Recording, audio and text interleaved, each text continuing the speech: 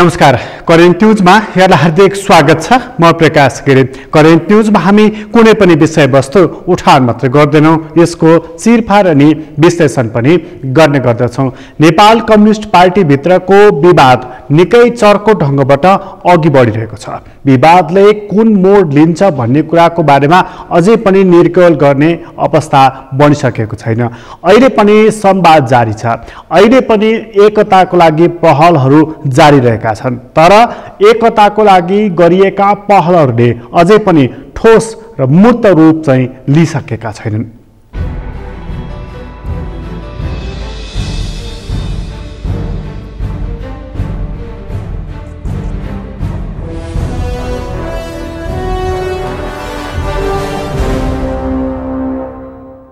Nepal communist party एमालेमा अहिले भइरहेका पहलहरूले कुन रूप लिने हो र यो कुन मोडमा पुगेर टक्क अडिन्छ भन्ने कुराको निर्क्योल हुन सकिरहेको छैन।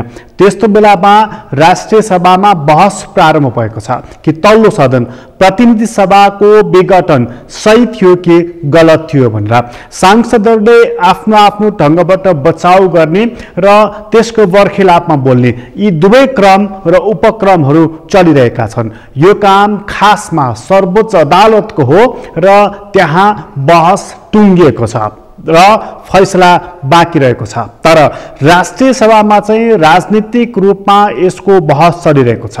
प्रधानमन्त्री भन्दा बेग्लै ढङ्गबाट चलिरहेका राजनीतिक दलका सदस्यहरूले प्रधानमन्त्रीले गलत काम गरेको बताइरहेका छन् र राजनीतिक रूपमा संसदको विघटनपछि विदेशी हस्तक्षेप निम्त्याउने काम भएको भनेर आलोचना गरिरहेका छन्। प्रधानमन्त्रीका पक्षधर सांसदहरूले बचाउ गरेका छन्। यो निरङ्कुशताको यात्रा होइन भनेर उनीहरूले स्पष्टीकरण पनि दिएका छन्। अर्थात् संसद विघटनको विषय तल्लो सदनबाट माथिल्लो सदनमा पुगेको छ र माथिल्लो सदनमा छलफल बहस प्रारम्भ भएको छ। निचोड चाहिँ के त?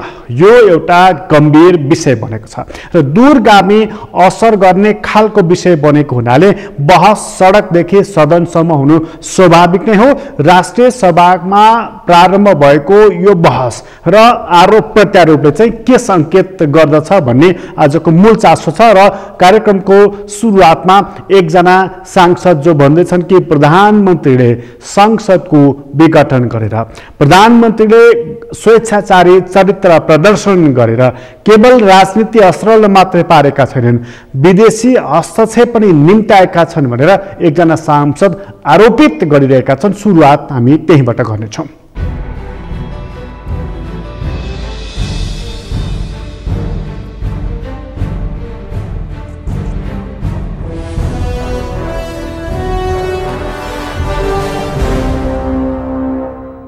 सम्माननीय अध्यक्षज्यू, हाम्रो पुर्खाहरूले, हाम्रा पूर्वजहरूले हामीलाई अरू सबै उपनिवेशको जातो मुनि पिसिदा पनि स्वतन्त्र देश दिनुभयो। हामीलाई यो भूभाग अत्यन्तै सुन्दर भूभाग दिनुभयो। हामीलाई हाम्रा आफ्ना मेहनत र परिश्रमको कारणले होइन, हाम्रा पुर्खाहरूले दिएको भूगोलको प्रकृति र उहाँहरूको योगदानको कारणले अन्तर्राष्ट्रिय रूपमा स्वतः पहिचान हुने, चाहे लुम्बिनीको देश होस्, बुद्धको देश होस्, सगरमाथाको देश होस्, वा चाहिँ पशुपतिनाथको देश होस्, जनकपुरको देश होस्, अन्तर्राष्ट्रिय पहिचान स्थापित गर्ने भूभाग दिनुभयो। र हामीलाई विकासको सम्भावनाको हिसाबले पनि अत्यन्तै अपुल सम्भावनाको आधार सहितको देश दिनुभयो, जहाँ जलस्रोत, कृषि, पर्यटन, जडीबुटी र मानव संसाधन एकैपटक छ। त्यस्तो देश विरासतमा दिएर हामीलाई आधुनिक नेपालका नेपालीहरूको समक्ष एउटा अभिभारा दिनुभयो हाम्रा पुर्खाहरूले कि यो देशको राष्ट्रिय सार्वभौमिकता, भौगोलिक अखण्डता, स्वाधीनता, राष्ट्रिय हितको रक्षा गर र आन्तरिक राष्ट्रिय एकता सुदृढ गर है। दोस्रो, समयको आवश्यकता अनुसार नेपालमा लोकतान्त्रिक प्रणाली स्थापित गरेर जनतालाई बलियो बनाऊ, जनतालाई अधिकार सम्पन्न बनाऊ। र तेस्रो, जनताको जीवन परिवर्तन गर र सामाजिक आर्थिक रूपान्तरण गर समृद्ध र विकसित देश बनाऊ। यो अभिभारा हाम्रो थियो। यो अभिभारा पूरा गर्नका निम्ति नेपाली जनताले 6 दशकभन्दा बढी सङ्घर्ष गरे र नेपालमा लोकतन्त्रको स्थापित गरियो। राजनीतिक प्रणालीको रूपमा सङ्घीय लोकतान्त्रिक गणतन्त्र र यसको लोकतन्त्रको सारतत्वको रूपमा समाजवादमुख समावेशी लोकतन्त्र स्थापित गरियो र त्यसलाई नयाँ संविधानमा संस्थागत गरियो। त्यो नयाँ संविधानमा संस्थागत गरिसकेपछि हामीले त्यही अभिभारा पुरा गर्न संविधान कार्यान्वयनको प्रक्रिया अगाडि बढायौँ र त्यो संविधान कार्यान्वयनको प्रक्रियामा नै नेपाली जनताले हाम्रो पार्टीलाई जनादेश दियो र त्यो जनादेश अनुसार केपी ओली प्रधानमन्त्री हुनुभयो र हामीले सरकार चलायौँ। हाम्रो निश्चित कार्यभार थियो।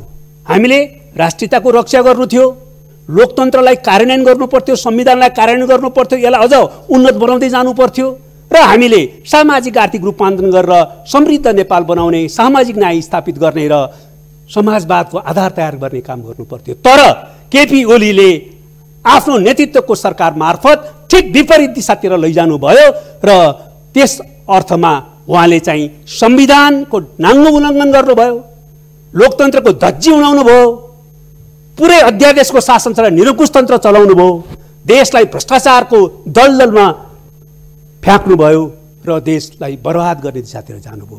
यसको कारण के हो? म समयको अभावको कारणले लामो व्याख्या गर्न चाहन्न। म अदालतसँग विचार दिनुभएको विषय केही विषयमा राजनीतिक रूपमा केही बहस गर्नेतिर जान चाहन्छु। तर यो कारण के हो कि केपी ओली यो ठाउँमा पुग्नुभयो? कारण के हो भने लोकतान्त्रिक दृष्टिकोण, चिन्तन र संस्कृतिको विरुद्ध उहाँ आत्मकेन्द्रित व्यक्तिवाद र चिन्तन र संस्कृतिको को शिकार हुनुभयो।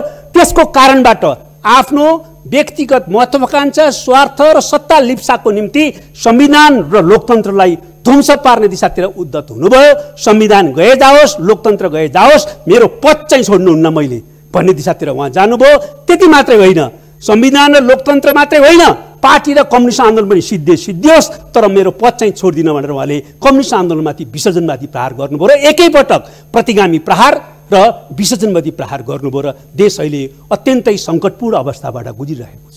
त्यतिले मात्रै उहाँले सक्नुहुन्थेन।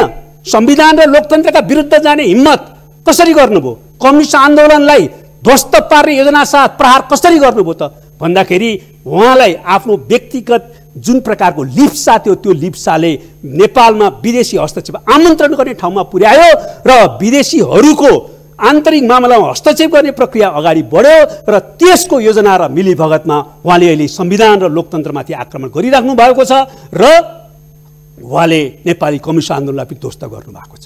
अहिले विकास र अरू प्रश्नमा मैले छलफल गर्न चाहन्न, तर म राष्ट्रियताको प्रश्नमा भन्न चाहन्छु, उहाँले राष्ट्रिय स्वाधीनतामाथि गम्भीर धोकाधडी दिनुभयो। उहाँको राष्ट्रियताको विषय एउटा पहिला जुन प्रकारको चर्चा परिचर्चाको विषय बनाउनु भयो त्यो धोका थियो र अहिले उहाँ पुरै राष्ट्रिय आत्मसमर्पणवाद र लम्पसारवादमा पुगिसक्नु भएको छ भन्ने प्रश्न भयो। आज अतिक्रमित भूभागको विषय वार्ताको विषय बन्दैन, आज इपिजीको विषय वार्ताको विषय बन्दैन।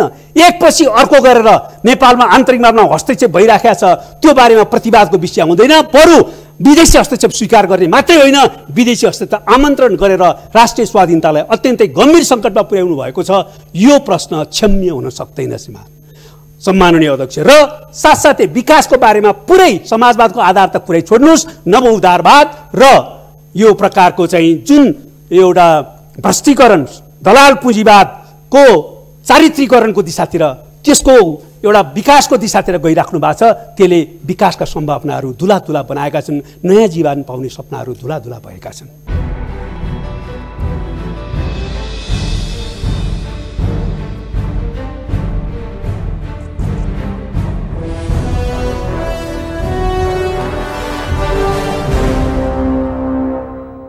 प्रधानमन्त्रीमाथि यसरी आरोप लाग्न थालेको छ र यो निश्चित छ कि नेपालका राजनीतिक दल सांसदहरू जब विचार मिल्दछ, संगठन मिल्दछ, तब उनीहरू जस्तो सुकै गलत कामको पनि पक्ष पोषण गर्दछन् र त्यसलाई कुखुराले चल्ला छोपे चाहिँ छोप्ने गर्दछन्। तर जुन दिन विचार मिल्दैन अथवा विचार मिले पनि स्वार्थ मिल्दैन अनि अलग हुन्छन् र अलग मिलेको भोलिपल्ट राम्रै कामको पनि विरोध गर्छन्, गलत कामको त उनीहरूले डङ्का पिटी नै हाल्दछन्। यही अवस्था रहिरहेको छ अहिले नेकपा एमालेमा।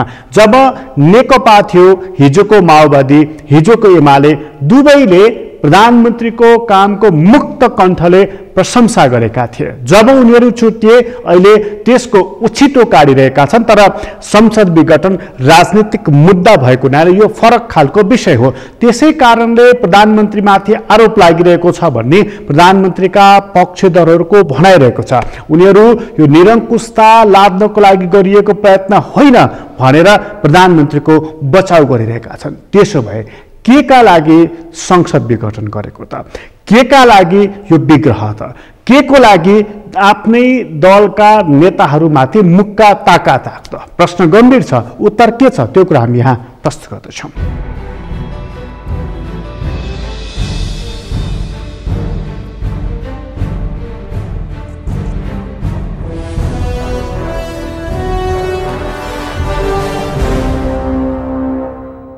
अचम्म लाग्छ विपक्षीको दृष्टि र श्रव्य कस्ता हुन् अनि सोचाइ कस्तो? राम्रो गरेको देख्दै नदेख्ने अनि राम्रो गरेको केही पनि सुन्दै नसुन्ने र बुझ्दै नबुझ्ने। यत्रो अक्सिजनको अभाव हुँदा संसारलाई गुहारेर यही सरकारले अक्सिजनको पर्याप्त व्यवस्था गर्यो। एउटा साँचो कुरा के थियो भने कोभिड-19 को दोस्रो भेरिएन्टको सुरुको अवस्थामा अक्सिजनको अभावले मानिसहरूले मृत्युवरण गरिरहेका थिए। यस्तो अवस्था लामो समय रहन दिएन। अलि समय पछाडिदेखि कमसे कम पनि अक्सिजनको अभावले कुनै पनि मानिसले ज्यान गुमाउनु परेन र अहिले त्यो अवस्था छँदैछ अथवा ज्यान गुमाउनु परेको अवस्था छैन। यहाँहरू सबैलाई थाहा छ अक्सिजनका सिलिन्डरहरू प्लेनमा बोकेर ल्याएको। अहिले अमेरिका, बेलायत, चीन लगायतका देशहरूलाई गुहारेर यही सरकारले खोपको व्यवस्था गर्दैछ। यही 78 आषाढ 24 गते 10 लाख खोप चीनबाट आउँदैछन् र श्रावणको पहिलो हप्तासम्ममा 30 लाख खोपहरू आउँदैछन्। यो सरकारले जानकारी गराएको छ। अब सबै नेपाली जनताले पाउने गरी खोप निरन्तर दिइने प्रबन्ध गरेको भनेर सरकारले भनेको छ। छिट्टै र अलि ठुलो सङ्ख्यामा खोप दिनका लागि हाम्रो देशमा जनशक्ति पनि नभएको अवस्था र धेरै ठुलो मात्रामा खोपको भण्डारण गर्न सक्ने अवस्था पनि नभएको हाम्रो देशको यथार्थता रहेछ। तर पनि यसै सन्दर्भमा यही 22 गते भोलिका दिनदेखि नै भेरोसेल्ड खोप लगाएका ज्येष्ठ नागरिकहरूलाई दोस्रो खोप लगाइँदैछ। यो खोप अभियानलाई अब अभियानकै रूपमा निरन्तर अगाडि बढाइनेछ भनेर सरकारले भनेको छ। यसमा त सरकारलाई धन्यवाद पो दिनुपर्ने होइन र? तर प्रतिपक्षीका महानुभावहरूबाट यस्तो कुरा सुनिएन। यस्तो कुराहरूलाई नसुने झैँ, नदेखे झैँ अनि नबुझे झैँ गर्न मिल्छ र? यो कोभिसिल्ड खोपको बारेमा एउटा कुराहरू छ। भारतबाट कोभिसिल्ड खोप ल्याइयो र त्यो कोभिसिल्ड खोप दिइयो नेपाली जनताहरूलाई।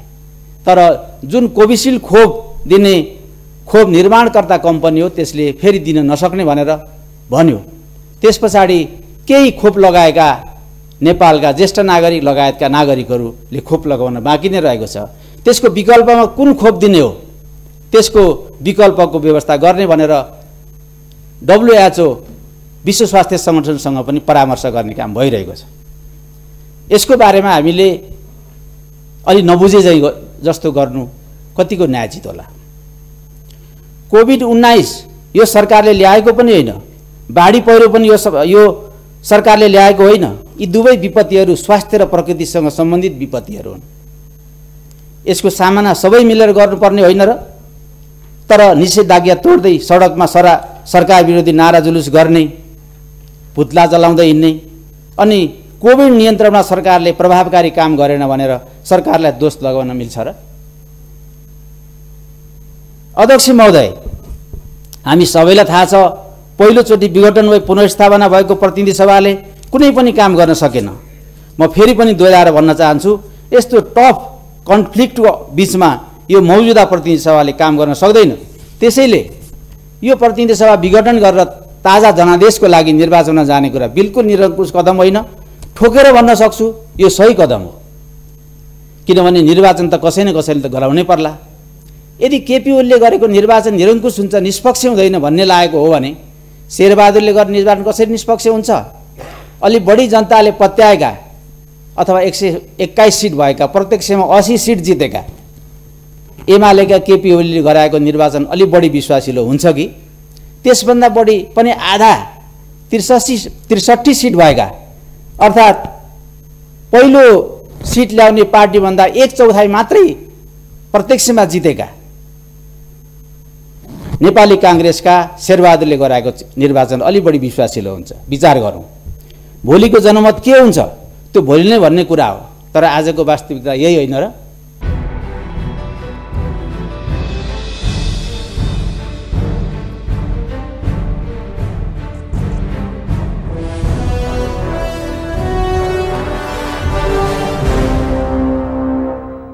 राष्ट्रिय सभामा प्रतिनिधि सभाको विघटनको विषयलाई लिएर बहस सुरु भएको छ। त्यहाँ सांसदहरूले आफ्नो आफ्नो ढङ्गबाट स्वतस्फूर्त आफ्ना राय प्रकट गरिरहेका छन्। तर सांसद कुन दल कुन गुटको प्रतिनिधित्व गर्छ भन्ने कुरा उनीहरूको बोलीबाट प्रष्टै बुझ्न थालेको छ। यदि स्वतन्त्र विचार हुन्थ्यो भनेदेखि त्यहाँ सांसदहरूले मौलिक विचार राख्दथे र दलको छाताभन्दा माथि उठेर उनीहरूले आफ्ना भनाइहरू राख्दथे। यस्तो कुरा बिरलै पाउने गरिन्छ हाम्रो प्रतिनिधि सभामा, हाम्रो राष्ट्रिय सभामा। त्यहाँ दल गुट स्वार्थ अनुसारका अभिव्यक्तिहरू आउने गर्दछन् जुन अहिले आइरहेका छन्। प्रतिनिधि सभा विघटन ठिक कि बेठिक सर्वोच्च अदालतको विषय हो। यो कानुनी प्रश्न पनि भएको हुनाले अदालतले संविधानको व्याख्या गर्नेछ, त्यसलाई कोर्नुको विकल्प छैन। तर विघटन किन भयो त? विघटनले के निम्ति आयो त? त्यसले फाइदा के गर्यो? 2/3 बहुमत थियो, आज छैन। पुरा भरपर्दो जनताले मत दिएको प्रधानमन्त्री थिए, आज काम चलाउ प्रधानमन्त्री छन्। हिजो नेकपा थियो, आज त्यो छैन। हिजो एमाले सक्लो थियो, आज चर्किएको सिसा जस्तो भएको छ। मतलब यसबाट फाइदा के भएको छ? कोभिडको यस्तो सङ्कट छ, आर्थिक सङ्कट छ, मानिसहरूमा वितृष्णा चरम निराशा छ। यसले र यो झगडाले के दिइरहेको छ सन्देश त? यो प्रश्न महत्त्वपूर्ण छ। त्यस कारणले एकताको नाममा भइरहेका अहिले बहसहरूमा चासो छ। तर हरेक दिनका आरोप प्रत्यारोपले उत्तिकै वितृष्णा पनि जगाइरहेको छ राजनीतिप्रति नै। यसप्रति नेताहरूको ध्यान कति छ? अनि दुई पक्षमा दुई खेमामा बाँडिएका पार्टीका नेता कार्यकर्ताहरूको वाक युद्धले सङ्केत के गर्दैछ त्यो कुरा हामी लिएर एकछिनपछि आउनेछौँ। अहिले छोटो विश्राम लिँदैछौँ।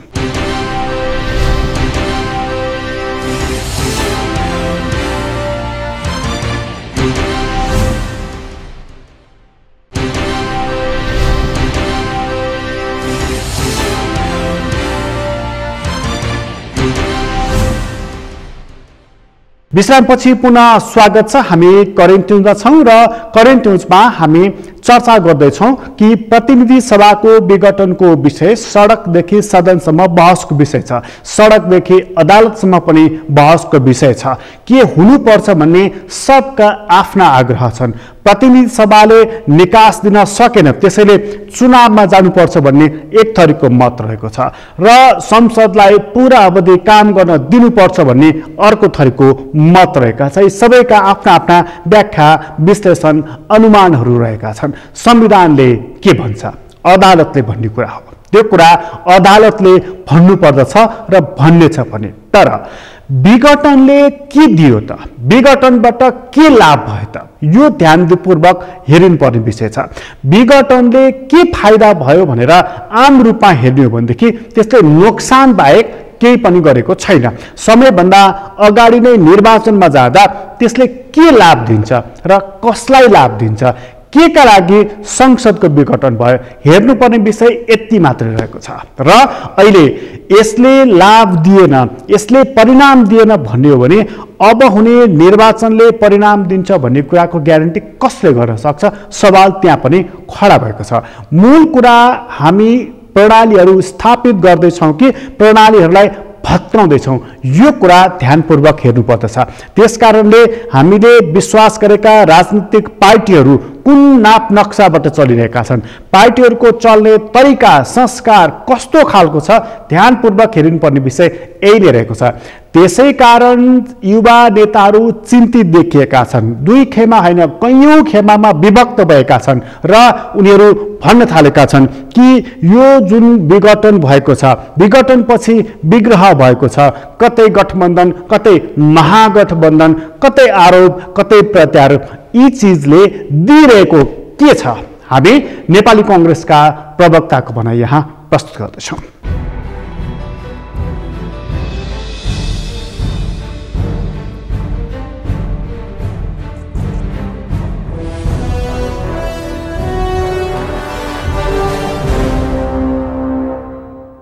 संसारभरिको कुनै पनि सरकारलाई तपाईले परीक्षा गर्ने अरू केही कुरा होइन। संसारभरिको सरकार, म नेपालको मात्रै भनिरहेको छु, संसारभरिकै सरकारहरूको समीक्षा गर्ने एउटै कुराले मात्रै हो अहिलेको बेलामा, त्यो भनेको त्यो देशको सरकारले कोरोनाको महामारी आएको बेलामा त्यो देशका जनताको सन्दर्भमा गम्भीरता कति राख्यो। यो बेलामा ब्यालेट बक्स खोज्ने बेला हो कि भेन्टिलेटरहरू जुटाउने बेला हो? यो बेला आपसमा लड्ने बेला हो कि सबै मिलेर कोरोनासँग लड्ने बेला हो? तपाईहरुलाई थाहा छ 6316 जनाले आर्थिक वर्ष 77-78 को तथ्याङ्क म सुनाउँदैछु। जेठ मसान्तसम्म 6316 जनाले आत्महत्या गरेका छन्। त्यो आत्महत्या गर्नेहरूको पंक्तिभित्र युवाको पनि संख्या छ। त्यो युवा जसलाई यो युवा विद्यार्थी आन्दोलनले नेतृत्व गर्नुहोस्। आज राज्यको राजनीतिक दलहरूको कर्तव्य 2 वर्ष पढाइ खेर जाँदै गरेको विद्यार्थीको मानसिक समस्या हो कि होइन? आज राज्य र राजनीतिक दल हामी सबैको कर्तव्य मानसिक प्रताडना भेटी भोगी राखेर जीवनलाई विसर्जन गर्नलाई लम्किरहेको मान्छेतर्फ हो कि होइन? अनि हामी यो बेलामा केमा लागेका छौं? न्यायको खोज्न, संविधानको पुनर्जीवन खोज्नका लागि लागेका छौं। त्यसैले यो बेलामा यो प्रश्न भन्दै गर्दा यो प्रश्नले सबैभन्दा बढी कसलाई छुनुपर्छ? सम्माननीय प्रधानमन्त्रीजीलाई छुनुपर्छ। प्रधानमन्त्रीजीले त्यो विषयलाई केन्द्रमा राख्नु भएन।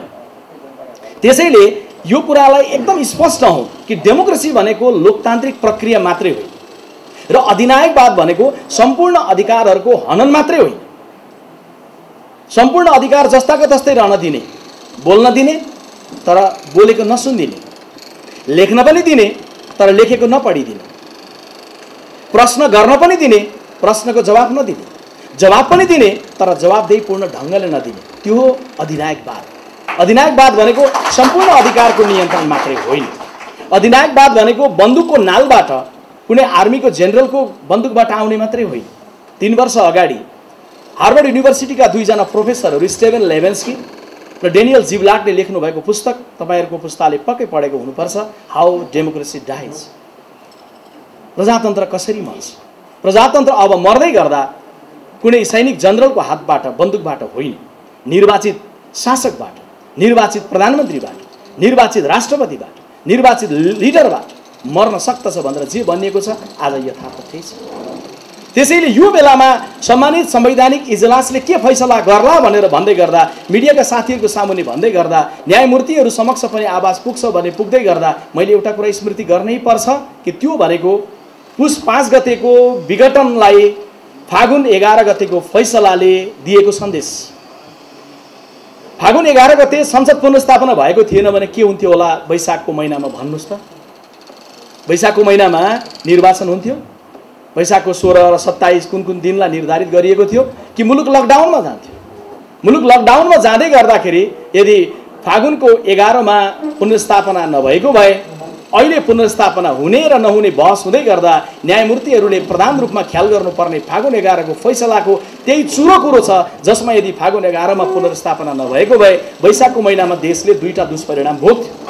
एउटा दुष्परिणाम लकडाउनमा गएर चुनाव हुँदैन थियो, संसदविहीनता, संविधानको जटिलता, राजनीतिक दलहरूको बीचमा द्वन्द्व बढेर जान्थ्यो, एउटा दुष्परिणाम। दोस्रो दुष्परिणाम पुनर्स्थापना नभएको भए त चुनावतर्फ जाने भनेर हामी चैत्र महिनाभरि गाउँ-गाउँमा पुग्थ्यौं। जुन गतिमा हामी गाउँमा पुग्थ्यौं त्यही गतिमा कोरोनाको विस्तार हुन्थ्यो र वैशाखको महिनाको मसान्ततिर 100 या 200 होइन, 1000 या 2000 मानिसहरूलाई हामी सेतो कात्रो बनाउँथ्यौं। त्यो दूरदर्शिता मेरो देशको, तपाईको देशको हाम्रो प्रधानमन्त्रीले राख्नु भएन। तर त्यो दूरदर्शिता कसले राख्यो? सम्मानित संवैधानिक इजलासले राख्यो। त्यसैले फैसला गरिँदै गर्दा, न्यायको फैसला गरिँदै गर्दा संविधानको चिसा अक्षरहरूलाई मात्रै होइन, त्यसले समाजलाई पर्ने दूरगामी प्रभावलाई पनि केन्द्रमा राखिन्छ। त्यो राख्ने कर्तव्य अहिले पनि सम्मानित संवैधानिक इजलासका सम्मानित न्यायमूर्तिहरूको छ। त्यसैले हामीले अपेक्षा गर्ने भनेको यो बेलामा न्यायमूर्तिहरूबाट मुलुकको संविधानको पुनर्जीवनको अपेक्षा गर्ने हो। संविधानको संरक्षकबाट संविधानको रक्षा।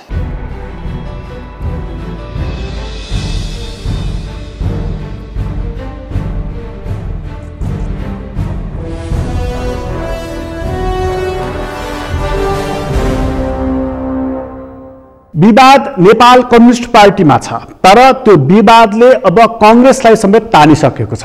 अन्य राजनीतिक दलहरू पनि तानिएका छन्। सिङ्गो नेपाल अहिले यो विवादको भूमरीमा परेको छ। सरकार ढुलमुल भइरहेको छ। अब संसद विघटित छ। त्यसपछिको अवस्था के हुने अनिश्चित रहेको छ। एमाले टुट्छ कि फुट्छ, अर्को अनिश्चितता छ।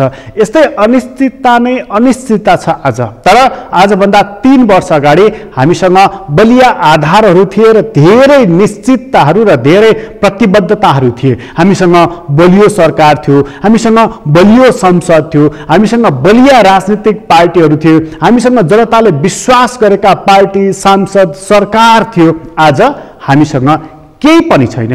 यो अवस्था किन बनिरहेको छ? त्यसैले कतिपय मानिसहरू भन्दैछन् यो प्रणालीको फेलियरनेस हो।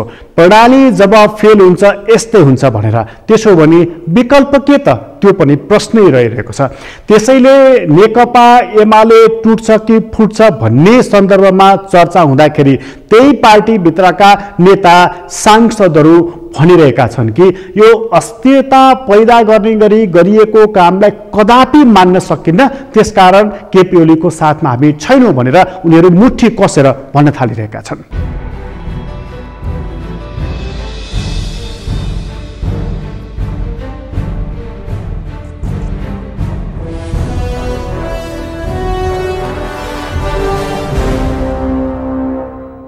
समय र सन्दर्भले 2 दशकको यताउता पार्दै फेरि एकपटक विद्यार्थी आन्दोलनलाई एक ठाउँमा ल्याएको छ। सुखद भनौँ भने अबको विद्यार्थी आन्दोलनको यो धन्दा नै हुने भयो। दुःखद भनौँ भने छिन्न भिन्न भएको आन्दोलनलाई एकपटक एकै ठाउँ आउने एउटा बीच सडकमा आउने परिस्थिति बन्यो र यसले नयाँ ढङ्गले विद्यार्थी आन्दोलनलाई सङ्गठित गर्ला, पुनर्गठित गर्ला, विचार र राजनीतिमा पुनर्विचरण गर्दै नयाँ ढङ्गले विद्यार्थी आन्दोलनको एउटा विकास होला भन्ने आश गर्छु र त्यसका लागि म सहकर्मी वर्तमान नेतृत्वकर्ता सबै साथीहरूलाई हार्दिक शुभकामना दिन्छु। अब संसद विघटन, अधिनायकवाद र विद्यार्थी आन्दोलनको टाइटलमा अन्तर्क्रिया गर्न लाउनु भएको छ।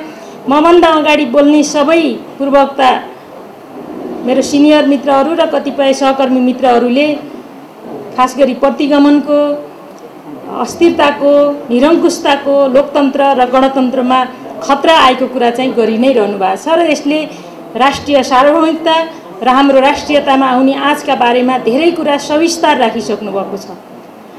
आज यो परिस्थिति आउँदै गर्दा नेपालको परिवर्तनको आन्दोलनमा लागेका शक्तिहरूले पटक पटक हामीले किन यस्तो गल्ती गरिरहेछौँ, सायद अब आफूप्रति नै सीमावलोकन गर्न पर्ने बेला भएको छ जस्तो लाग्छ। 7 सालमा क्रान्ति गऱ्यौँ, 17 सालमा खोसायौँ, पञ्चायतको विरुद्ध लड्न 30 वर्ष लाग्यो।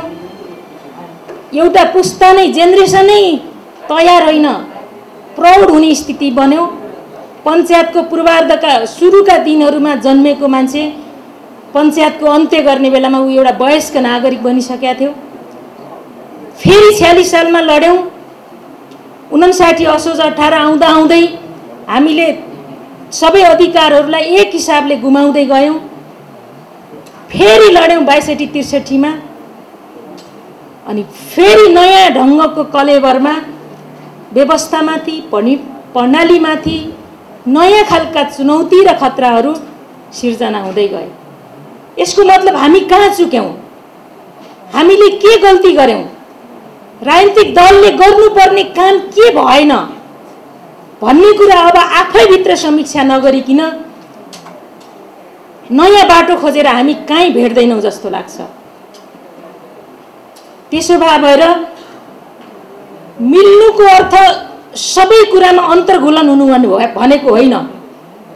नमिल्नुको अर्थ मिल्ने एजेन्डामा पनि लडेरै जानुपर्छ भन्ने होइन। हामीले संविधान जारी गर्दा आजसम्मका इतिहासका तमाम उपलब्धि र सङ्घर्षहरूलाई आत्मसात गर्दै अब हामी समाजवादतर्फ सङ्क्रमण गर्नको लागि प्रतिबद्ध छौँ भनेर करिब करिब 70% जनमतले त्यो कुराको म्यान्डेट सहित संविधान जारी गरेको र हाम्रो एजेन्डा र अब प्राथमिकता आर्थिक रूपान्तरण, समृद्धि, सुशासन, जवाफदेहिता हुन्छ। किनभने नयाँ संविधानले यो प्रणालीलाई स्थापित गरिसकेको छ। हामीले यही कुरा भनेर विश्वास गरेर आयौँ। तर 72 मा संविधान जारी गर्यौँ, 77 मा आउँदा नआउँदै 5 वर्ष पुरा हुँदा नहुँदै संविधान जारी भएको 5औं वर्षगाँठ मनाउँदा नमनाउँदै पटक पटक संविधानमाथि शासन सत्तामा जानेहरूले कुल्चिने अवस्था किन सिर्जना भयो?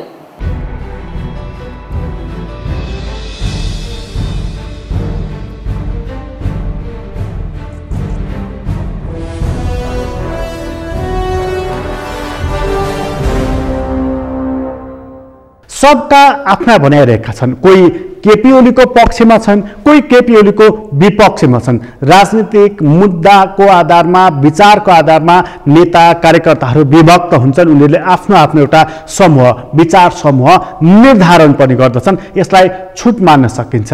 अराजनीतिक कुरा मात्रै हो हामीले छुट्याउनु पर्ने। तर ध्यानपूर्वक आम जनताले हेर्नुपर्ने कुरा चाहिँ यो गलफत्तीले, यो घर झगडाले र यो कलहले मुलुकलाई के फाइदा गर्यो? राजनीतिक दल कति बलिया भए वा उनीहरू कमजोर, छिनो, मसिनो भए? हेर्नुपर्ने कुरा यति रहेको छ। लोकतन्त्रमा जब राजनीतिक दलहरू कमजोर हुन्छन् त्यसपछि लोकतन्त्र कमजोर हुँदै जान्छ। अविश्वासिला हुँदै जान्छन् जब दल र नेताहरू, तब लोकतन्त्रमा थमिरा लाग्न थाल्दछ। अहिलेको प्रणाली र अहिलेको झगडा हेर्दाखेरि कतै कोर्स करेक्सनको दिशातर्फ त यो मुलुक जाँदै छैन। मानिसहरू शङ्का गर्न थालेका छन्। त्यसपछिको अवस्था चाहिँ कति सुरक्षित र सुव्यवस्थित हुन्छ त? ध्यानपूर्वक हेरिनुपर्ने कुरा त्यो पनि रहेको छ। यदि अहिलेका परम्परागत राजनीतिक शक्तिहरू सक्षम छैनन्, अयोग्य छन् भनेदेखि विकल्प के त? विकल्प को त? यो कुरा पनि ध्यानपूर्वक हेरिनु पर्नेछ। त्यसैले भनिन्छ यो मुर्झाउने, दिक्क मान्ने, विरक्त लागेर बस्ने अवस्था होइन। इतिहास निर्माण गर्ने बेला हो। सोच्ने बेला पनि यही बेला नै हो। करेन्ट न्युज अहिलेलाई यति नै। करेन्ट न्युजबाट म प्रकाश गिरीलाई बिदा दिन। सगरमाथा टेलिभिजन हेर्दै गर्नुहोला। नमस्कार।